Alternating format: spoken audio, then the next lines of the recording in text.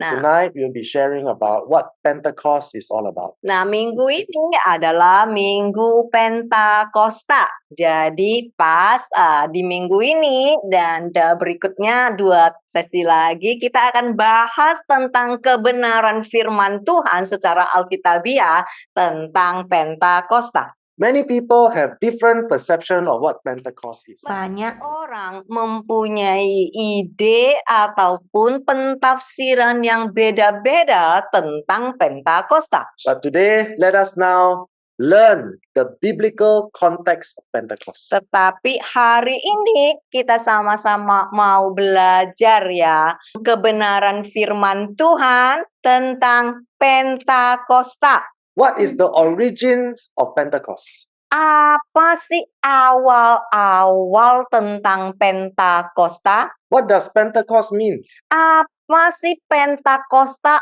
arti sesungguhnya dari awal asal mulanya? The word Pentecost comes from the Greek word Pentekoste, meaning the 50th. Kata Pentakosta ini, Pentekoste artinya sesungguhnya adalah ke-50. So why is it called the 50th? Kenapa dikatakan ke-50?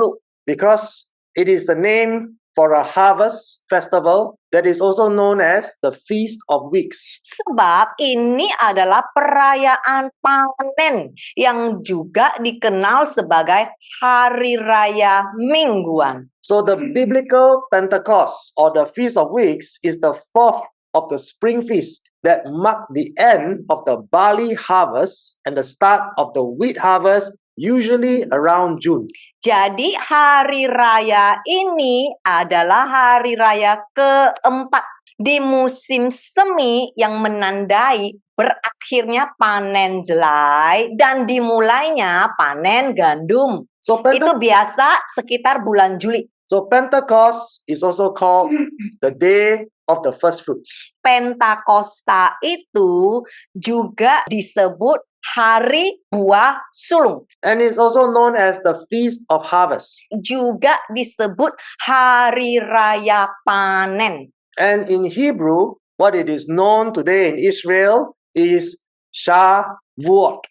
Dan saat ini ya orang Israel sedang merayakan hari raya panen ini, yaitu di bahasa Ibrani-nya Shavuot. So Pentecost is a Jewish festival held yearly, celebrating both the wheat harvest and God's gift of the law in the giving of the 10 Commandments at Mount Sinai. Shavuot ini adalah suatu perayaan festival Yahudi yang diadakan setiap tahun untuk merayakan panen gandum dan merayakan pemberian hukum Tuhan, 10 perintah Tuhan di Gunung Sinai.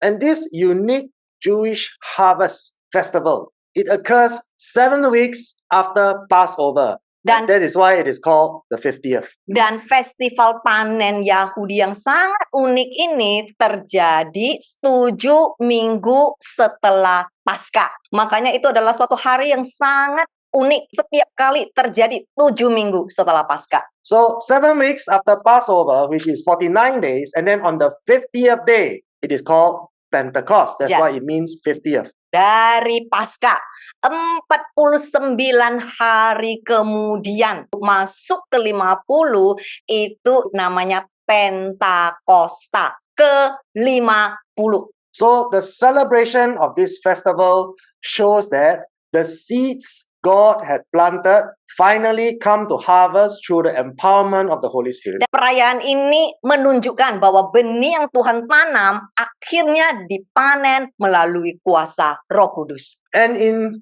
Jesus' day, meaning during the time where Jesus was on earth. Jadi ya ini di masa Yesus. Artinya apa sih? Sewaktu Yesus ada di muka bumi ini. Before his ascension into heaven. Sebelum Yesus naik ke surga. The farmers would start their journey toward Jerusalem at the Feast of Weeks to offer their first fruit grain offering from their harvest. Waktu itu ya, di perayaan ini apa yang terjadi? Para petani akan memulai perjalanan mereka di mana mereka memanen, mereka pergi menuju Yerusalem pada hari Minggu untuk mempersembahkan buah sulung, yaitu korban hasil panen mereka. And Pentecost was a time for the Jewish people to recognize that they depended entirely upon God for their material prosperity. Pentakosta khususnya untuk mengingatkan orang-orang Yahudi bahwa mereka harus mengakui mereka sangat bergantung kepada Tuhan sepenuhnya untuk kesejahteraan materi keuangan mereka. Oleh karena itu di hari ke-50 itu mereka semua harus membawa hasil panen yaitu buah sulung pergi ke Yerusalem dan di situ mereka dikatakan menyembah Tuhan.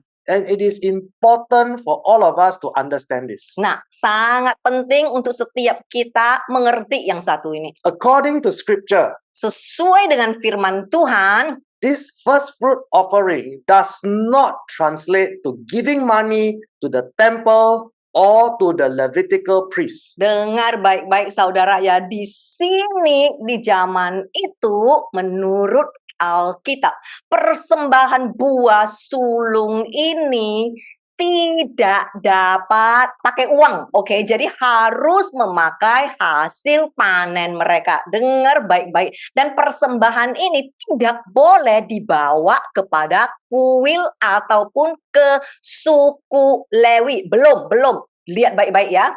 So this offering that is done on the Feast of Weeks, it is offered to God in gratitude and it is offered as agricultural produce. Jadi persembahan buah sulung ini dibawa dan dipersembahkan kepada Tuhan itu harus merupakan hasil panen sebagai rasa ucap syukur sebagai seorang petani yang mendapatkan hasil pertanian. Let us now look at the truth that is written in scripture. Yuk sama-sama kita lihat semua yang tercatat di firman Tuhan sebagai kebenaran mutlak. Deuteronomy chapter 14, reading from verse 22 to verse 23. Ulangan pasal 14 ayat 22 dan 23.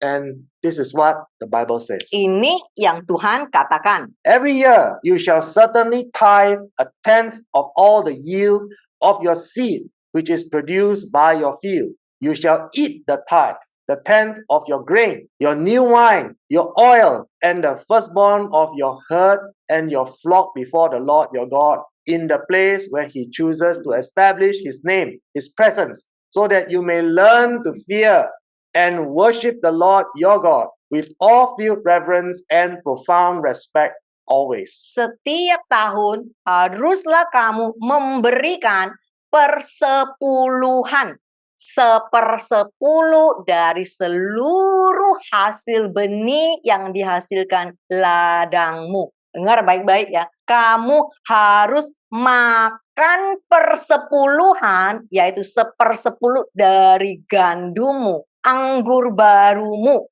minyakmu, dan anak sulung dari ternakmu dan kawanan dombamu di hadapan Tuhan Tuhanmu di tempat yang Dia pilih untuk menegakkan nama kehadirannya, sehingga kamu boleh belajar untuk takut dan menyembah Tuhan Tuhanmu dengan penuh rasa hormat yang mendalam. So let us now take a look at this first fruit offering. Lihat ya, persembahan buah sulung. This first fruit offering is really very unique. Persembahan buah sulung ini sangatlah unik. It is unlike giving money to the church. Berbeda dengan memberi uang kepada gereja. Worshippers are to consume or to eat the intended offering in the presence of God to worship Him in fear, meaning in obedience and reverence with profound respect for God.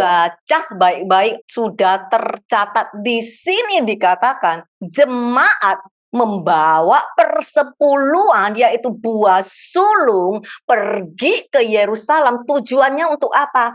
Untuk di sana memakan Serahkan sendiri persembahan yang dimaksudkan di hadapan Tuhan. Beribadah kepadanya dalam takut, artinya ketaatan dan rasa hormat yang mendalam. It is very, very clear. Bukankah sangat jelas, saudara? It is written in scripture. Itu tercatat loh di firman Tuhan. Kok nggak ada yang tahu? The purpose of the first fruit offering Tu- is not to bless the church or the pastor with your entire month's salary or profits from the entire month of the business revenue. Jadi dengar baik-baik, tertulis dengan sangat jelas di Alkitab, tujuan persembahan buah sulung bukan untuk memberkati gereja atau memberkati pendeta dengan gaji sebulan penuh atau keuntungan dari pendapatan bisnis sebulan penuh. Tuhan gak pernah memberi instruksi seperti itu. Baca baik-baik apa yang Tuhan berikan. God never gave this type of instructions to anyone. Tuhan tidak pernah memberikan instruksi seperti ini kepada siapapun. So I assure you, my friends, Jadi saya mau teguhkan engkau. if you do not give your first fruit offering to your church or to your pastor, I promise you, you will not be cursed by God. Jadi jikalau engkau tidak menyerahkan buah sulungmu kepada gerejamu ataupun kepada pendetamu, aku pastikan engkau tidak akan terkutuk. How do I know that? Caranya gimana aku bisa sangat yakin dan tahu secara pasti? Because it is written in the Word of God. Sebab tercatat di Alkitab. Ayo dong, baca sendiri dong apa yang Alkitab katakan. Jangan semua buta. And my dear brothers and sisters, Saudara-saudariku yang terkasih, I hope today the truth will set you free. aku berharap hari ini kebenaran akan membebaskan dan memerdekakanmu. It is your choice. Tapi itu pilihanmu. Many will still choose to give Banyak sekali orang memilih untuk memberi, because they think by giving, God will bless them with more. cuma dengan motivasi, kalau nggak takut dikutuk, kalau nggak mereka berpikir, kalau mereka tidak memberi, mereka tidak akan diberkati. I want to assure you that is also not true. Aku mau kuatkan hatimu, semua yang ada di pikiranmu seperti ini, itu semua tidak benar dan tidak berkenan kepada Tuhan. Let us again look at scripture. Deuteronomy chapter 14 verse 24 to 26. Ayo sama-sama kita bahas lebih dalam lagi. Ulangan pasal 14 ayat 24 sampai 26. This is God's instruction. Ini instruksi dari Tuhan ya, kelanjutannya tolong baca baik-baik dan perhatikan baik-baik. If the place where the Lord your God chooses to set his name, his presence, is a great distance from you, and you are not able to carry your tithe because the Lord your God has blessed you with such an abundance. Verse 25. Then you shall exchange your tithe for money and take the money in your hand and go to the place of worship which the Lord your God chooses. Verse 26. And you may spend the money for anything your heart desires, for oxen or sheep or wine or other strong drink or anything else you want. You shall eat there in the presence of the Lord your God and rejoice, you and your household. Tolong dengar baik-baik ya. Lihat ya, tadi kan dikatakan hasil panen. Tadi kan dikatakan petani harus berjalan menuju ke Yerusalem. Ada perjalanan, oke? Ini kelanjutan. Berikut instruksi diberikan dari Tuhan. Jika tempat yang dipilih Tuhan Tuanmu untuk menetapkan nama kehadirannya jauh sekali darimu dan kamu tidak mampu membawa persepuluhanmu karena Tuhanmu memberkati kamu dengan kelimpahan seperti itu. Lihat solusinya apa sih? Di sini kita bahkan diajarkan. Maka hendaklah kamu menukarkan persepuluhanmu dengan uang. Dengar baik-baik. Ambillah uang itu di tanganmu dan pergilah ke tempat ibadah yang dipilih oleh Tuhan Tuanmu. Dengar baik-baik, kamu boleh membelanjakan uang itu untuk apapun yang kamu inginkan.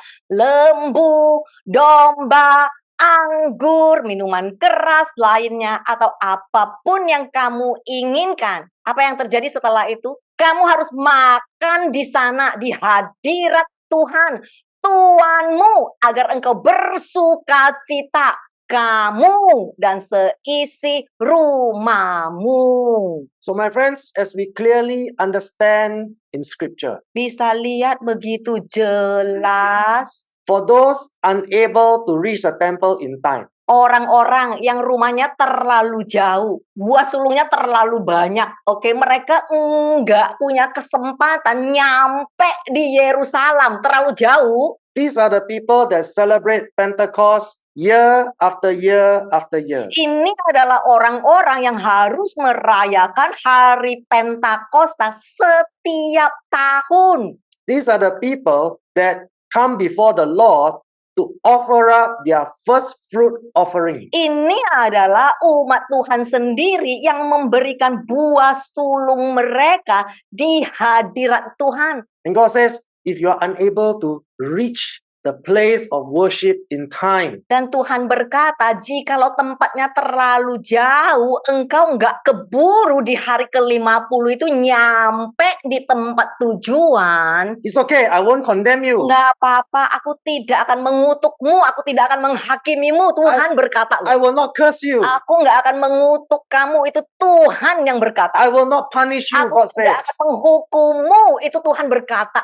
But I command you, Tetapi aku perintahkan kepadamu. sell your first fruit offering. Ini semua hasil panennya engkau harus dijual. Exchange it for money. Setelah dijual, engkau mendapat uangnya. And then you may spend the money. Nah, dengan uang itu engkau bisa membeli apapun yang engkau inginkan. God did not say, give me the money. Tuhan gak pernah ngomong loh, oke beri aku uangmu. Orang yang ngomong. Nothing in scripture tells us to give the money to the Levites or the temples. Di mana di Alkitab itu buah sulung harus diberi ke gereja ataupun yang ngaku-ngaku suku Lewi. Di mana tercatat? Tolong buka matamu lebar-lebar. God never told anyone to give this money to the spiritual Levites. Tuhan bahkan tidak pernah berkata engkau harus memberi semua uangmu kepada suku Levi rohani. And this is what God commands all Christians to do. Ini loh yang Tuhan perintahkan kepada semua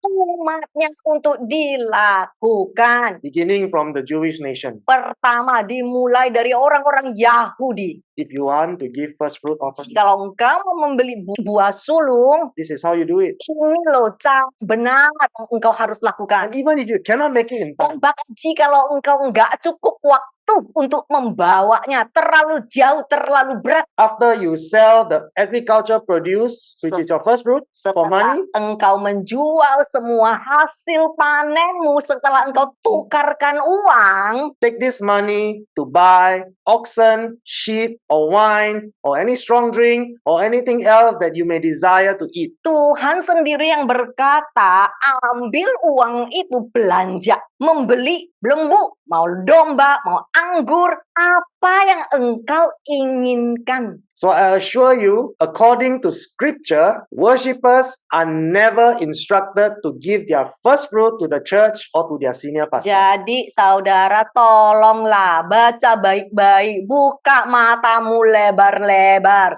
Tidak pernah sekali firman Tuhan mengajarkan buah sulung harus diberikan kepada gereja ataupun kepada pendeta. They are all commanded by God to eat there in the presence of God and rejoice, you and your household, means Sem- everybody. Semua mereka diperintahkan kepada Tuhan untuk makanlah di sana bareng-bareng bersama seisi rumahmu. Makan bareng-bareng di hadapan Tuhanmu dan bareng-bareng bergembira bersama keluargamu. Itu loh yang Tuhan mau. So what do we do for the Levite. Jadi, oke, khusus untuk suku Levi yang benaran ya, bukan suku Levi rohani yang ngaku-ngaku sekarang nggak ada ya. Oke, apa yang bisa kita lakukan? Deuteronomy 14:27-29, it says, "Also, you shall not neglect the Levite who is within your city gates, for he does not have a share of land or an inheritance among you. At the end of every third year, you shall bring out all the tithe of your produce for that year, and shall store it within your city gates. The Levite, because he has no share of land or an inheritance among you, and the stranger,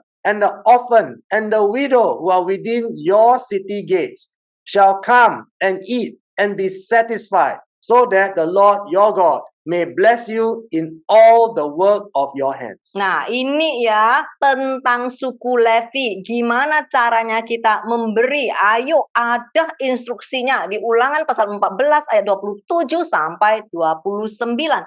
Dan janganlah kamu mengabaikan orang Lewi yang ada di dalam pintu gerbang kotamu. Dengar baik-baik, karena dia tidak mempunyai bagian atau warisan di antara kamu. Suku Lewi yang asli nggak memiliki apapun, disengajakan. Ayo, ayat 28. Pada setiap akhir tahun ketiga, kamu harus membawa seluruh persepuluhan dari hasil panenmu pada tahun itu dan menyimpannya di dalam gerbang kotamu. Nggak ada ditulis gereja ya di sini ya. Dengar baik-baik ayat 29.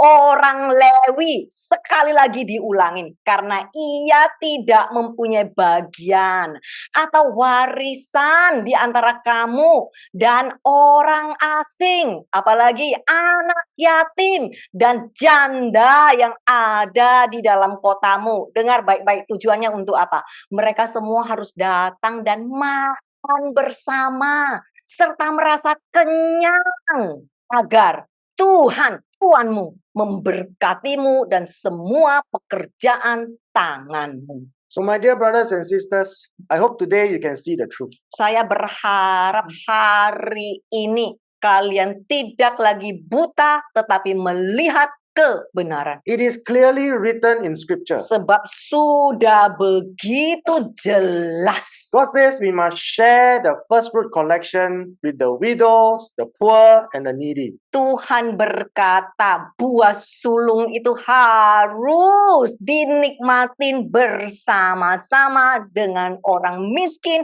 anak yatim, dan para janda. And the Israelites were told to share with the Levites because the Levites have no inheritance, land, or property of their own. Dan orang Yahudi diminta berbagi kepada suku Lewi karena suku Lewi memang disengajakan menjadi suatu keharusan. Mereka tidak boleh memiliki apapun agar mereka mutlak tergantung kepada Tuhan. Again, as written in Scripture, God did not translate the collection of first fruit agriculture produce into money or monies that must be given to the church or pastors who call themselves spiritual Levites. Jadi coba bacalah baik-baik. Di sini tidak pernah sekalipun diperintahkan buah sulung itu semua harus duit, dan duit itu harus diberikan kepada gereja,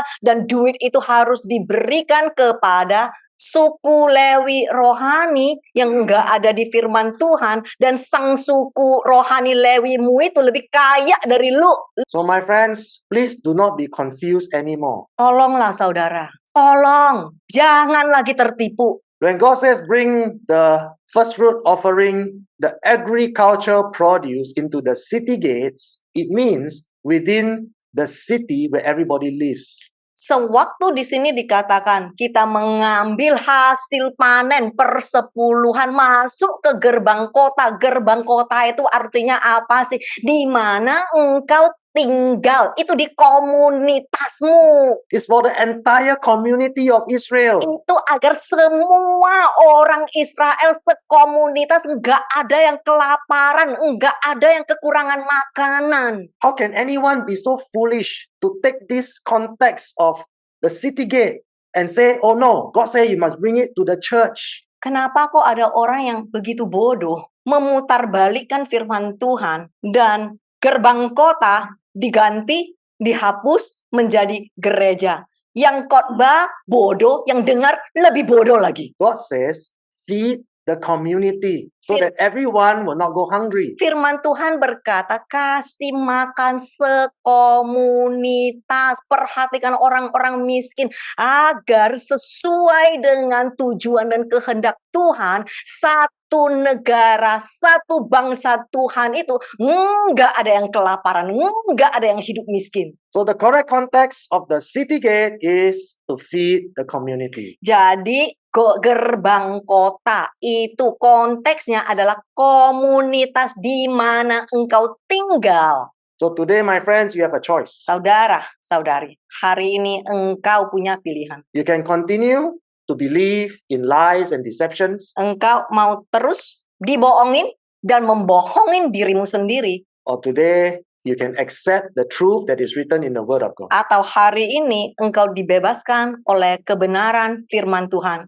yang mutlak. Now let us understand more about what is Pentecost. Ayo sekarang kita lanjut ya. Apa sih artinya Pentakosta? So for the Jews today, the Feast of Weeks is the culmination of the 7 weeks, which is 49 days between Passover and the giving of the law on Shavuot that signifies the birth of the Jewish nation. Jadi bagi orang Yahudi saat ini, hari raya Minggu adalah puncak dari 7 minggu, yaitu 49 hari di antara Paskah dan pemberian hukum Shavuot yang menandakan pertama kali lahirnya bangsa Yahudi. So this is the first time on Pentecost, right, that is recorded in Scripture where God Himself in the Trinity, Father, Son, Holy Spirit, descended on Mount Sinai. Nah, jika saudara mau belajar Pentakosta pertama itu terjadi di mana sih? Ini yang asli ya, yang tercatat di Alkitab ya, bukan ngaku-ngaku manusia atau karangan manusia ya. Pentakosta pertama yang tercatat di dalam Alkitab. Tuhan sendiri turun dari surga ke bumi, Trinitas, yaitu Tuhan Bapa, Tuhan Anak, dan Roh Kudus turun ke Gunung Sinai. Peristiwa itu tercatat di dalam Alkitab. Yes, Iya, saudara. this is recorded in Scripture. Ada catatannya di Keluaran pasal 19 ayat 16 sampai 19.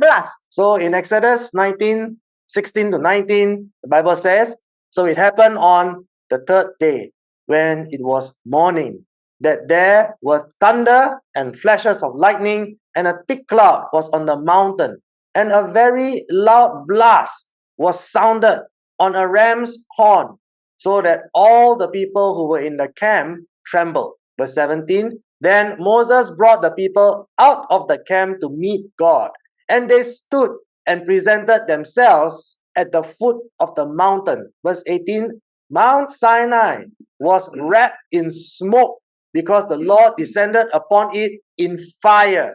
Its smoke ascended like the smoke of a furnace, and the whole mountain quaked violently. Verse 19, and it happened as the blast of the ram's horn grew louder and louder, Moses spoke, and God answered him with a voice of thunder. Verse 20, the Lord came down on Mount Sinai to the top of the mountain, and the Lord called Moses to the top of the mountain, and he went up. Maka terjadilah pada hari yang ketiga, ketika pagi hari, terjadilah guruh dan kilatan petir dan awan tebal menutupi gunung itu. Dan terdengarlah bunyi tiupan yang sangat keras di atas gunung itu, tanduk domba jantan, sehingga seluruh orang yang ada di perkemahan gemetar. bergetar. Kemudian Musa membawa bangsa itu keluar dari perkemahan untuk menemui Tuhan. Lalu mereka berdiri dan muncul di kaki gunung. Gunung Sinai diselumuti asap karena Tuhan turun ke atasnya dalam api. Asapnya membubung seperti asap tungku dan seluruh gunung bergetar hebat. Dan terjadilah ketika tiupan tanduk domba jantan semakin keras, Musa berbicara dan Tuhan menjawabnya dengan suara guntur. Tuhan turun di Gunung Sinai ke puncak gunung dan Tuhan memanggil Musa ke puncak gunung dan dia naik. And again in Deuteronomy chapter 4 verse 10 to 13, especially the day you stood before the Lord your God at Horeb, Mount Sinai, when the Lord said to me, assemble the people to me and I will let them hear my words, so that they may learn to fear me with awe-filled reverence and profound respect all the days they live on the land, and so that they may teach their children. Verse 11, you approached and stood at the foot of the mountain, and the mountain burned with fire to the very heart of the heavens. Darkness, cloud, and thick gloom. Verse 12. Then the Lord spoke to you from the midst of the fire. You heard the sound of the words, but you saw no form. There was only a voice. So he declared to you his covenant, which he commanded you to follow, the 10 commandments, and he wrote them on 2 tablets of stone. Ayo lanjut, ini kisah yang tercatat di Ulangan pasal 4 ayat 10 sampai 13 kelanjutannya. Terutama pada hari kamu berdiri di hadapan Tuhan Tuhanmu di Horeb. Horeb itu Gunung Sinai. Ketika Tuhan berfirman kepadaku, kumpulkanlah umat itu kepadaku, maka aku akan membiarkan mereka mendengar perkataanku, maka agar mereka dapat belajar untuk takut kepadaku dengan penuh rasa hormat yang mendalam sepanjang hidup mereka di bumi, dan agar mereka dapat mengajar anak-anak mereka. Engkau mendekat dan berdiri di kaki gunung, dan gunung terbakar dengan api sampai ke jantung langit, gelap gulita, awan, dan kesuraman pekat. Kemudian Tuhan berbicara kepadamu dari tengah-tengah api. Kamu mendengar bunyi kata-katanya, tetapi kamu tidak melihat bentuk apapun. Yang ada hanya sebuah suara. Maka dia menyatakan kepadamu perjanjiannya yang dia perintahkan agar kamu ikutin. 10 perintah, dan dia menuliskannya pada 2 loh batu. So we have studied clearly in scripture what God did when he first appeared on Pentecost. Jadi saudara, ini tercatat loh. Ini loh Pentakosta pertama yang tercatat di Alkitabmu. Apa yang Tuhan lakukan sewaktu dia pertama kali muncul di muka bumi. Today we see Christians celebrate what can be seen as the second event that happened on Pentecost. Jadi lanjut ya. Hari ini para Kristen merayakan apa yang disebut Pentakosta kedua. Oke.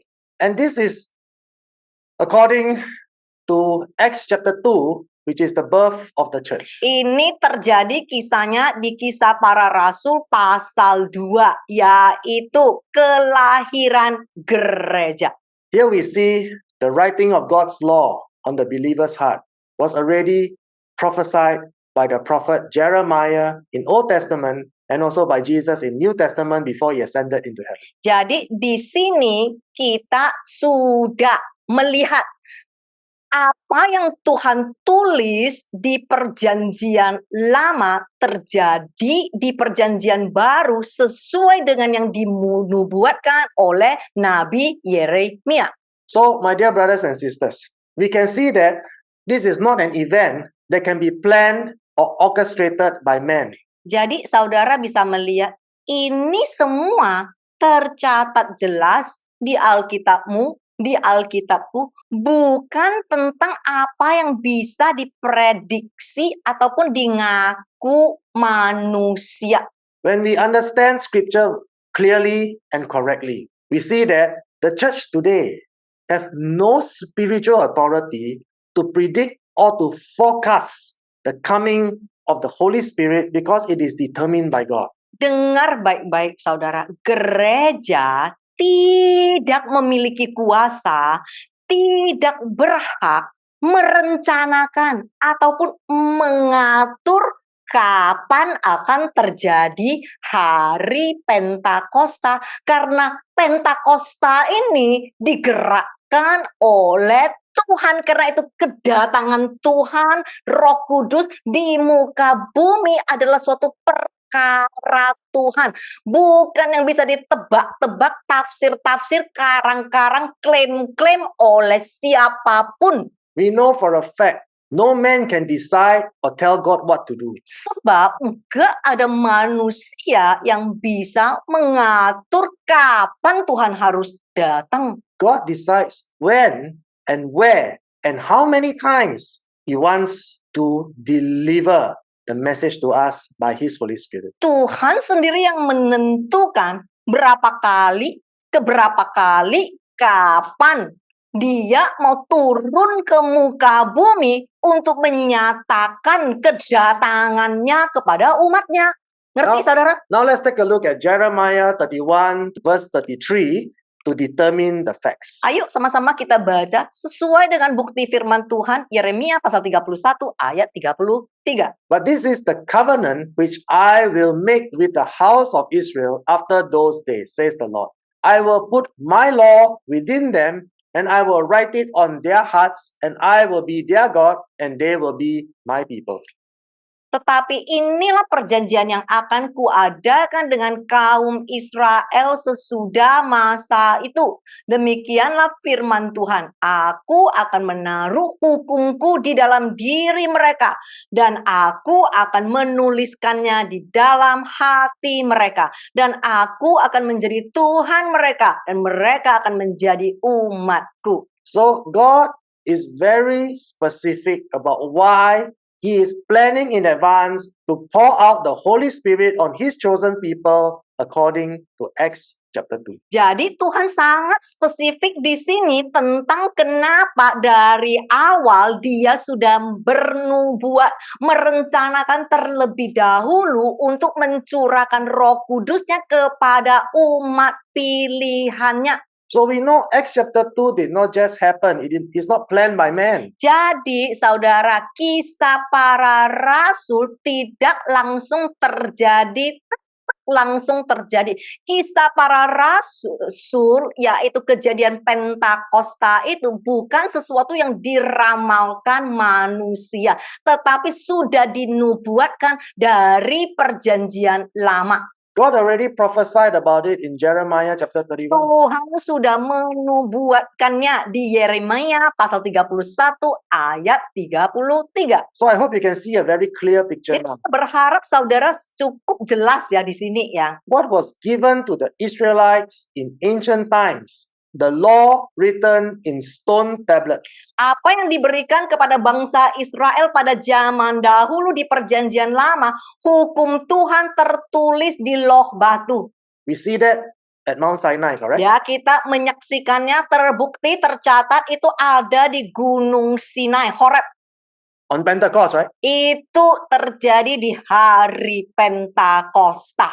And now, God wants to write it in the tablet of their hearts. Dan setelah itu terjadilah berjalan di perjanjian baru, Tuhan mau memberikan perintahnya, hukumnya, dan menuliskan di loh hati umatnya. So we see that in the New Testament, God wants to do something different. Jadi saudara bisa melihat Tuhan mau melakukan hal yang baru di perjanjian baru. What was prophesied, Jeremiah 31, Apa yang is this. dinubuatkan di Yeremia di perjanjian lama adalah ini. God says, now I want to write my law in the hearts of my people. Tuhan berkata, hukumku tidak lagi akan kucatat di batu, tetapi akan kucatat di hati manusia. Because I want them to fulfill my commands by the power of my Holy Spirit. Sebab dengan kucurahkan Roh Kudus kepada umatku, agar umatku dimampukan untuk menggenapi semua hukumku. So I want all of you to see clearly the two events that happened on Pentecost. Saudara, tolong aku mau dengan sangat jelas saudara buka mata lebar-lebar dan melihat dua peristiwa yang tercatat di Alkitabmu. At Old Testament, God gave the law on the stone Perjanjian tablet. lama, Tuhan memberi aturan dan hukum dan tercatat di batu loh. In the New Testament, God gave the Holy Spirit and His law written in the hearts of His people. Dan di perjanjian baru firman Tuhan tercatat di hati lo manusia dan dimampukan oleh Roh Kudus. And now let us learn about what Jesus prophesied about the Pentecost that is written in Acts chapter 2. Ayo sama-sama kita lihat bahkan Pentakosta kedua juga dinubuatkan oleh Yesus Kristus sendiri. We now read Acts chapter 1, verse 2 to verse 8. Until the day when He ascended to heaven, after He had by the Holy Spirit given instruction to the apostles, the special messengers whom He had chosen, to these men He also showed Himself alive after His suffering in Gethsemane and on the cross, by a series of many infallible proofs and unquestionable demonstrations, appearing to them over a period of 40 days and talking to them about the things concerning the kingdom of God. Verse 4, while being together and eating with them, He commanded them not to leave Jerusalem, but to wait for what the Father had promised, of which He said, you have heard me speak. For John baptized with water, but you will be baptized and empowered and united with the Holy Spirit not long from now. Verse 6, so when they had come together, they asked Him repeatedly, Lord, are you at this time re-establishing the kingdom and restoring it to Israel? He said to them, it is not for you to know the times or epochs which the Father has fixed by His own authority. Verse 8, but you will receive power and ability when the Holy Spirit comes upon you, and you will be my witnesses to tell people about me both in Jerusalem and in all Judea and Samaria and even to the ends of the earth. Kisah Para Rasul pasal 1 ayat 2 sampai 8. Nubuat Yesus terhadap Pentakosta kedua. Sampai pada hari Ia naik ke surga setelah melalui Roh Kudus, Ia memberikan petunjuk kepada para rasul, yaitu utusan khusus yang telah dipilihnya di Getsemani dan di kayu salib dengan serangkaian banyak bukti yang tidak dapat salah dan demonstrasi yang tidak dapat disangkal. Sangat jelas saudara di sini menampakkan diri kepada mereka selama 40 hari dan berbicara kepada mereka tentang hal-hal yang berhubungan dengan kerajaan Tuhan. Saat berada bersama-sama dan makan bersama mereka, Dia memerintahkan mereka untuk tidak meninggalkan Yerusalem, tetapi menunggu apa yang telah Bapa janjikan. Tentang hal itu dia berkata, kamu telah mendengar aku berbicara, sebab Yohanes membaptis dengan air, tetapi kamu akan dibaptis dan diberi kuasa serta dipersatukan dengan Roh Kudus tidak lama lagi. Bisa melihat ini nubuat Yesus sendiri. Maka ketika mereka sudah berkumpul, mereka berulang kali bertanya kepadanya, Tuhan, apakah saat ini Engkau sedang membangun kembali kerajaan itu dan mengembalikannya kepada Israel? Lihat baik-baik saudara, jawaban Yesus kepada mereka. Bukanlah hakmu untuk mengetahui waktu dan zaman yang telah ditetapkan oleh Bapa dengan kuasanya sendiri. Udah jelas ya saudara ya? Tetapi kamu akan menerima kuasa dan kemampuan apabila Roh Kudus turun ke atas kamu. Dan kamu akan menjadi saksiku untuk memberitahu orang-orang tentang aku di Yerusalem dan di seluruh Yudea dan Samaria dan bahkan sampai ke ujung bumi. So let us look at the first point. When Jesus talked about the apostle, these apostles are specially handpicked by Jesus and their identities are clearly recorded in scripture. Ayo kita lihat fakta ya dari firman ini. Sewaktu Tuhan menyebut para rasul, itu dipilih secara khusus oleh Yesus sendiri loh. Bukan dipilih oleh manusia dan ngaku-ngaku sendiri loh. Dan identitas mereka tercatat di Alkitab. So there are people today in present times that like to call themselves apostles and even prophets. Sekarang banyak sekali. Banyak orang ngaku-ngaku sendiri sebagai rasul, sebagai nabi. Yang milih siapa? If their names and their identities are not written in scripture, I assure you it is not credible.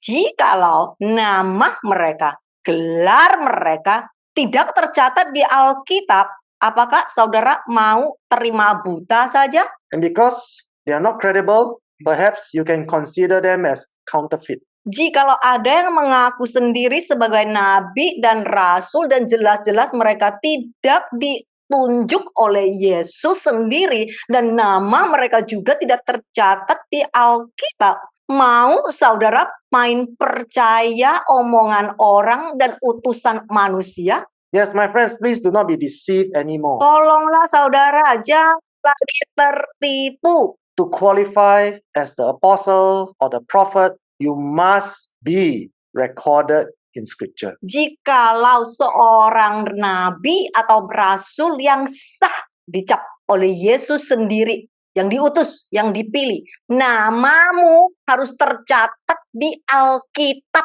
What is the certification? The certification is to know whether or not these so-called apostles and prophets are credible. Agar setiap orang tahu ini orang benaran nabi atau rasul enggak, atau ini ngaku-ngaku sendiri, makanya harus dicap. So safe to say, everyone claiming to be apostles and prophets, if their identities are not recorded in scripture, most likely they are counterfeit. Jadi boleh nggak kita berkata seperti ini? Orang yang main ngaku sendiri sebagai nabi, sebagai rasul, motivasi mereka ngaku-ngaku sendiri untuk apa sih? Bolehkah kita menganggap itu bukan nabi atau rasul yang ditunjuk oleh Yesus? And the second point is, Jesus died and rose again.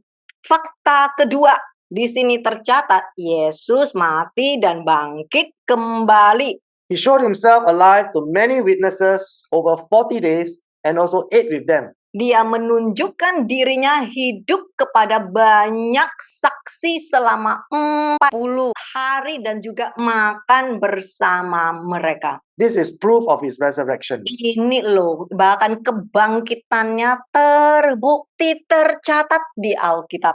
And his ascension into heaven was also witnessed by many. Dan kenaikannya ke surga juga disaksikan oleh banyak orang.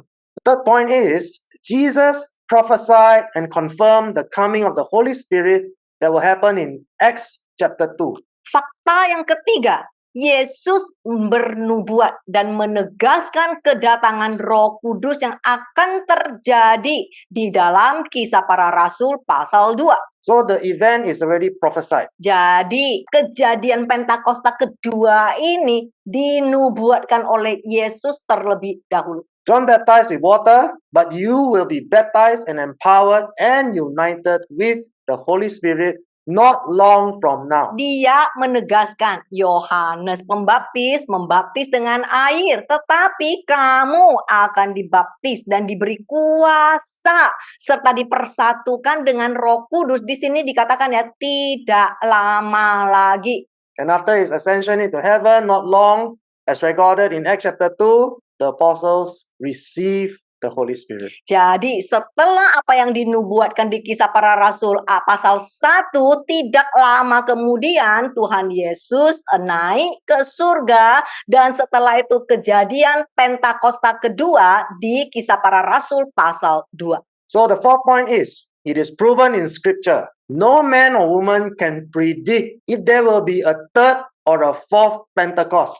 Jadi baca ayatmu, baca firmanmu, di sini tertulis, terbukti, enggak ada satu manusia pun, mau itu cowok, mau itu cewek, mau itu tua, mau itu muda, enggak ada seorang pun yang dapat memperkirakan apakah ada Pentakosta ketiga.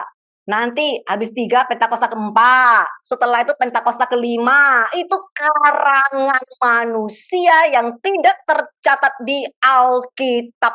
No one can command or instruct what God or the Holy Spirit can do or cannot do. Sebab tercatat sangat jelas di Alkitab, Tuhan sendiri yang berkata, bukanlah hakmu untuk mengetahui waktu dan zaman yang telah ditetapkan oleh Bapa dengan kuasanya sendiri. No one has the authority to say how the Holy Spirit should appear and how many times the Holy Spirit can come or cannot come on Pentecost. Sudah sangat jelas dikatakan, bukanlah hakmu, tolonglah, jangan main karang-karang sendiri lagi. Jesus says to the people, Yesus berkata kepada umatnya, that includes all of us, itu termasuk saudara dan aku, especially pastors and teachers and religious leaders.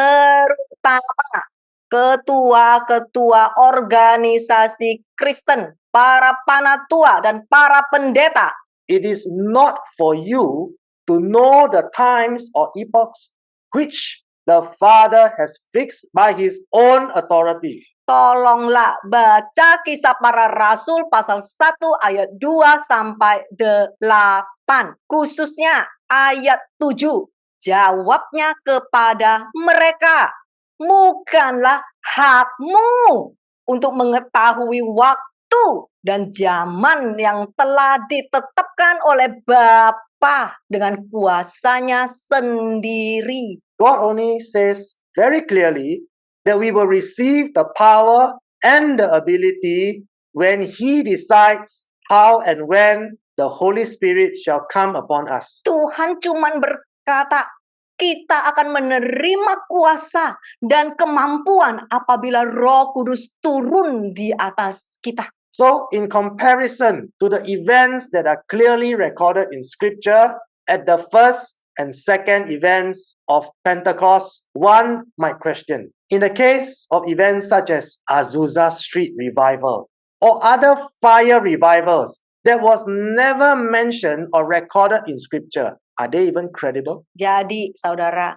dibandingkan Pentakosta pertama yang tercatat sangat jelas di Perjanjian Lama, Pentakosta kedua yang tercatat sangat jelas di Perjanjian Baru. Oke, dengar baik-baik ya. Mungkin sudah saatnya saudara bertanya-tanya lebih dalam lagi. Jikalau peristiwa seperti Pentakosta pertama dan kedua begitu jelas terbukti di Alkitab, apakah kejadian seperti Jalan Azusa atau kebangunan rohani api lain-lainnya yang orang ngaku-ngaku sendiri, itu bisa nggak terbukti dipercaya atau enggak? This is the question that we must really ask ourselves. Sebab ini adalah pertanyaan yang harus engkau pelajari dan bertanya kepada dirimu sendiri tentang kebenaran mutlak. Can the event in Azusa Street be conveniently termed as a second Pentecost when it has no biblical truth or records whatsoever to support such a claim? Kenapa sih Pentakosta pertamanya nggak tahu di mana, tiba-tiba muncul Pentakosta kedua jadi Azusa Street yang nggak ada di Alkitab? Apakah peristiwa-peristiwa tersebut bisa seenaknya di ngaku-ngaku manusia? Itu loh Pentakosta kedua di Azusa Street. Sedangkan yang pertama di Gunung Sinai nggak disebut, yang kedua di Kisah Para Rasul juga dianggap yang pertama. Sangat membingungkan, bukan? So, will there really be a third or fourth or fifth Pentecost as some people will make us believe? Apakah kebenaran ada Pentakosta ketiga, nanti muncul keempat, nanti muncul kelima? Apakah ini adalah karangan manusia yang disodorkan kepada saudara? Dan saudara maukah percaya? How can we be sure all these proclamations by man is credible when it's not even mentioned or prophesied in scripture? Caranya gimana saudara bisa pastikan semua itu adalah kebenaran secara mutlak, bahkan itu tidak tercatat di Alkitab. Sedangkan yang jelas-jelas tercatat di Alkitab di Perjanjian Lama di Gunung Sinai sama sekali tidak disebut sebagai Pentakosta pertama. So the two events that happened on Pentecost is recorded in scripture in Old Testament and New Testament. Jadi saudara, dua peristiwa yang terjadi pada hari Pentakosta dicatat di dalam kitab suci, di Perjanjian Lama, di Perjanjian Baru sangat jelas. We can see clearly the purpose of God for establishing His law, one on stone and the other in our hearts. Kita dapat melihat dengan jelas tujuan Tuhan. Pentakosta pertama, Tuhan menetapkan hukumnya di batu lo agar manusia bisa mengikutinya. Di Perjanjian Baru Tuhan menulis firman dan hukumnya di hati manusia. We are then empowered by His Holy Spirit in Acts chapter 2 to be convicted of sin. Dan di Kisah Para Rasul pasal 2 kita kemudian diberi kuasa oleh Roh Kudus untuk diinsyafkan akan dosa kita. So why are we convicted of sin? Kenapa sih kita harus ditobatkan, diinsyafkan oleh dosa? So that we will repent and begin to obey and fulfill the requirements of His written laws in scripture. Agar kita mau berubah dan mulai mentaati, mulai memenuhi persyaratan-persyaratan perkataan Tuhan. So what happened in Acts chapter 2? Saudara, tahu nggak apa yang terjadi di Kisah Para Rasul pasal 2? It is about spiritual transformation empowered by the Holy Spirit. Ini adalah tentang transformasi terjadi di dalam rohani yang dimampukan oleh Roh Kudus. And this is the real meaning and purpose for the two recorded events. Inilah tujuan Pentakosta yang tercatat 2 kali terjadi di Alkitabmu. For these two recorded events that happen on Pentecost, meaning on the 50th day, it's not about speaking in gibberish and continue to live our life in sin and in rebellion. Dan 2 kejadian ini terjadi pas di hari Pentakosta, yaitu hari ke-50, saudara. Jadi Pentakosta ini sedang menceritakan kisah kejadian di hari ke-50. Yang pertama terjadi di Gunung Sinai, yang kedua terjadi di Kisah Para Rasul.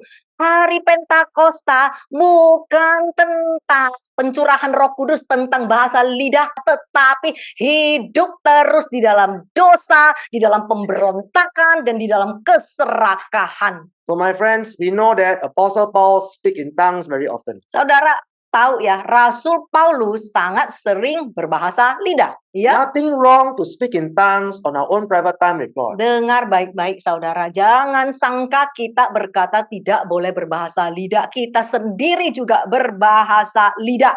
Tidak ada salahnya berbahasa lidah, yaitu berbahasa roh di waktu pribadi kita bersama Tuhan. Tidak ada salahnya, saya ulangin sekali lagi.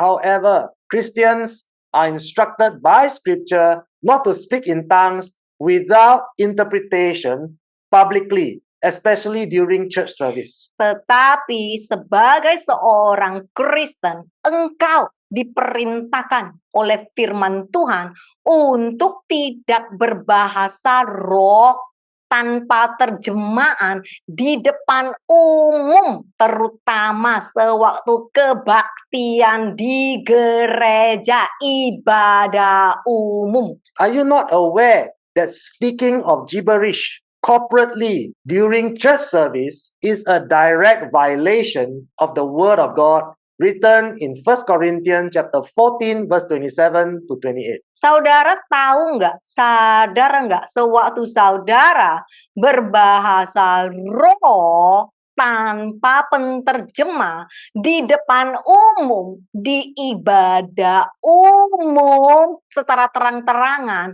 engkau sedang menolak firman Tuhan. I will share this more clearly in the next session. Saya akan bahas lebih dalam lagi sesi berikutnya. Jadi jangan miss ya, sesi berikutnya sangat penting. And so how credible are events such as Azusa Street Revival or even churches related to the Pentecostal revival where all of them are speaking in gibberish without any interpretation? Saudara coba bertanya kepada dirimu sendiri, seberapa benar atau fakta atau kredibel peristiwa-peristiwa seperti kebangunan rohani di Jalan Azusa yang para gereja sebut itu adalah Pentakosta kedua. And so, my friends, it is very, very clear. Saudara-saudariku, sudah tercatat sangat jelas. When we understand that these people, they blatantly reject the word of God and they still have audacity to proclaim that they are ushering in the presence of the Holy Spirit with their gibberish. Saudara, lihatlah, banyak sekali orang berpikir dengan berbahasa roh, mereka sedang mengundang hadirat Tuhan. Sedangkan bahasa roh tidak diizinkan oleh Alkitab diucapkan di gereja secara umum atau ibadah umum tanpa terjemah. Jadi gimana kita bisa menganggap kita sedang mengundang hadirat Tuhan pada saat kita melakukan pelanggaran firman Tuhan sendiri? This is all very confusing. Bukankah sangat aneh, saudara? That is why more and more Christians today, they believe in this deception that if you are spirit-filled, you must speak in tongues. Makanya sehingga banyak sekali Kristen yang tersesat hari ini. Mereka berpikir dipenuhi roh sama dengan aku bisa berbahasa roh. That is not true, my friends. Saudara, itu bukan kebenaran firman Tuhan. Let me tell you what is true. Aku jelaskan ya, apa yang menjadi kebenaran mutlak. 1 Corinthians chapter 3, 16 to 17 says, "Do you not know and understand that you, the church, are the temple of God, and that the Spirit of God dwells permanently in you, collectively and individually? And if anyone destroys the temple of God, corrupting it with false doctrine or false teaching, God will destroy the destroyer, for the temple of God is holy, sacred, and that is what you are." 1 Korintus pasal 3 ayat 16 sampai 17. Tidak tahukah kamu dan mengerti bahwa kamu adalah gereja dan kamu adalah bait Tuhan, dan bahwa roh Tuhan diam secara permanen di dalam kamu secara kolektif ataupun individu. Jadi barang siapa membinasakan bait Tuhan. Baca baik-baik, ini nggak ada di versi Alkitab, jadi bisa di-capture ya. Termasuk merusaknya dengan doktrin palsu. Maka Tuhan akan membinasakan perusaknya. Karena bait Tuhan itu suci, kudus, dan itulah dirimu. This is a written warning, my friends. Ini loh, tercatat loh, sebagai suatu peringatan bagi kita. God will destroy Christians who partake in the corrupted teaching of giving first fruits offering to the senior pastor of the church. Peringatan, Tuhan akan membinasakan orang-orang Kristen yang mengambil bagian dalam ajaran yang salah, yaitu memberikan persembahan buah sulung kepada pendeta senior di gereja untuk berharap tidak terkutuk ataupun diberkatin. Ini adalah pengajaran sesat.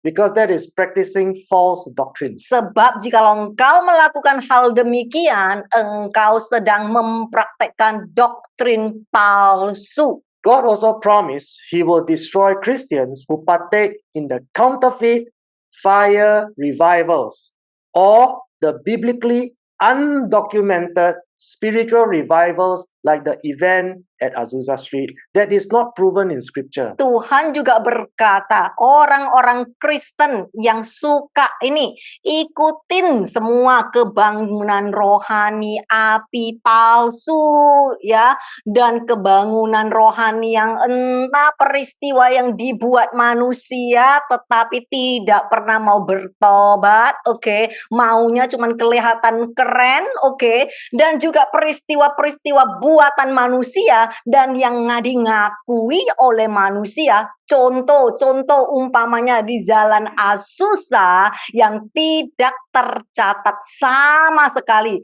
di Alkitab. And this destruction is a promise from God that is written in His word. Saudara, kehancuran ini adalah nubuat dan janji Tuhan yang telah tertulis di firman-Nya. And as far as scripture is concerned, the law was given to the Israelites on Pentecost at Mount Sinai as recorded in Exodus and in Deuteronomy that is revealed in Old Testament. Ya, sekali lagi kita ulangin. Sejauh yang ada di Alkitab, firman Tuhan diberikan kepada orang-orang Israel, yaitu Pentakosta pertama terjadi di Gunung Sinai, Horeb, sebagaimana dicatat di dalam Alkitab, yaitu Keluaran dan Ulangan di Perjanjian Lama. Pentakosta pertama terjadi. So in New Testament, Acts chapter 2, the Holy Spirit was given to the people of Israel on Pentecost once again to help them fulfill the requirements of the law after Christ, their Messiah, became the atoning sacrifice for their sins, and thereafter Jesus ascended into heaven and took His rightful place. Dan dalam Kisah Para Rasul di Perjanjian Baru pasal 2, sekali lagi Pentakosta kedua terjadi, yaitu Roh Kudus diberikan kepada bangsa Israel. Sekali lagi terjadi pas di hari Pentakosta, yaitu ke-50, untuk menolong, untuk memampukan mereka untuk mentaati hukum dan persyaratan dan firman Tuhan. Setelah Kristus, Mesias kita, menjadi korban penebusan dosa-dosa mereka, dan setelah itu naik ke surga untuk mengambil tempat yang selayaknya. So let's be very clear on this, my friends. Jelas nggak saudara? Jelas nggak? Banyak yang ngomong ke aku nggak jelas tentang Pentakosta, apapun nggak tahu. What was revealed to us in Old Testament is already fulfilled in New Testament in Acts chapter 2. Apa yang dinubuatkan kepada kita di dalam Perjanjian Lama sudah tergenapi, sudah lengkap digenapi di Kisah Para Rasul Perjanjian Baru pasal 2. Sudah selesai. It is done. Sudah selesai. So should we be deceived with more Pentecostal revivals? Masih mau lagi Pentakosta? Datang lagi api tapi tidak mau bertobat?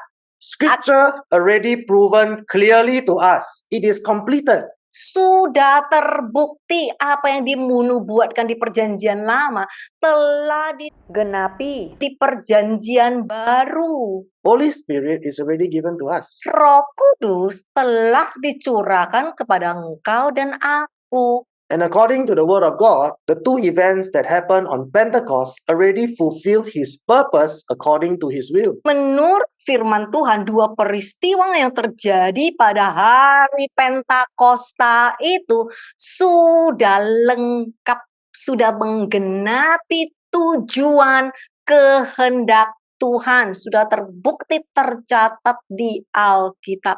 And as it is proven in Scripture, we can conclude there is really no need for a third, fourth, of fifth Pentecost. Jadi kalau sudah lengkap, kalau sudah klop, kalau sudah terjadi sesuai dengan kehendak Tuhan, ngapain lagi? Yuk masih mau Pentakosta ketiga, nanti keempat lagi, nanti kelima lagi, nanti api lagi, bakar lagi, nggak cukup. Padahal tidak mau bertobat, angus semua. It is already proven in scripture that kind of belief is not biblical at all. Bukankah sudah terbukti kenapa masih mau tertipu terus? The truth is plain to see. Ketika kebenaran sudah begitu jelas terlihat, Why are there so many Christians today still embracing the error? mengapa masih banyak orang Kristen yang suka menerima ajaran yang salah? Why do so many Christians accept the deception and the unsound teaching? Kenapa banyak sekali Kristen lebih suka tertipu, menipu diri sendiri dengan ajaran yang tidak sehat? Do you not see more and more Christians today speaking gibberish, proclaim to be spirit-filled, but never convicted by the Holy Spirit to repent from their sins and their indulging in sinful practices? Tidakkah engkau melihat banyak sekali orang Kristen sekarang berpikir mereka dipenuhi oleh roh, makanya taunya cuma berbahasa roh, setelah bahasa roh 2 jam di rumah pagi-pagi, setelah itu berantem sama suami, setelah itu berdosa, kayak begini dipenuhi roh. I thank God that there are still many Christians today that does not subscribe to all these gibberish. Tetapi puji Tuhan, di antara kalian, dan masih ada yang kita percaya, tidak akan termakan akan pengajaran sesat seperti ini. Not many are into all these Pentecostal revivals.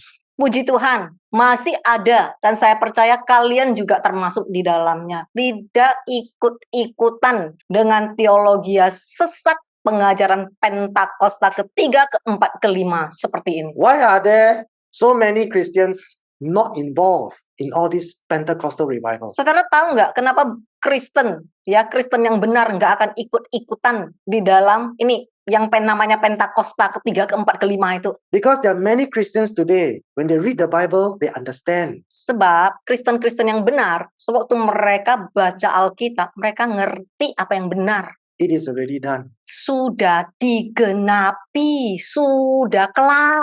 That is why they are not deceived. Makanya mereka tidak lagi tertipu. So I thank God many of you here in RGM, you are also not deceived. Puji Tuhan, yang di RGM, kita percaya nggak akan ditipu lagi. We join the many Christians out there that are matured, spiritually transformed, and very wise. Ayo, kita sama-sama bergabung bersama terhadap Kristen-Kristen yang dewasa secara rohani dan berhikmat dan hidup benar. Indeed, we are all filled with the Holy Spirit. Itulah bukti setiap kita dipenuhi oleh Roh Kudus. Because when we listen to the truth, we Sebab can accept the truth. pada saat kita mendengar kebenaran, kita mau menerima kebenaran dan mau dirubah oleh kebenaran. But remember, my friends, Tapi ingatlah saudara-saudariku, we are not here to judge or to criticize others. kita bukan sedang mengkritik orang lain atau menghakimi orang lain. We are here to learn the truth that is written in Scripture. Kita sedang memberitakan kebenaran. And I believe the truth will prevail in the end. Dan saya percaya kebenaran akan bertahan selama-lamanya. Let us pray. Ayo sama-sama kita berdoa.